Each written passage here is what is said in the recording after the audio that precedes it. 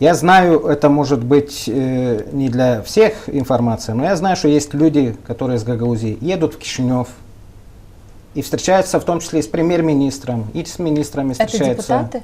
Это и депутаты. Встречаются и обсуждают, как потихонечку сливать полномочия Гагаузии. А потом возмущаются, почему Игорь Янак не защищает Гагаузию и не защищает полномочия Гагаузии, потому что он юрист.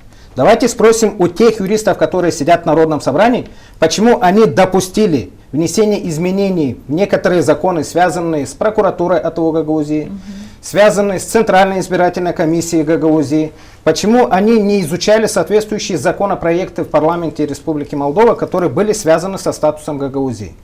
Почему они не выходили с законодательной инициативой? Ведь статья 73 Конституции гарантирует право законодательной инициативы не только депутатам парламента, но и депутатам Народного собрания. И не обсуждали вопросы, связанные со статусом Гагаузии. Вот этим юристам надо задавать вопросы.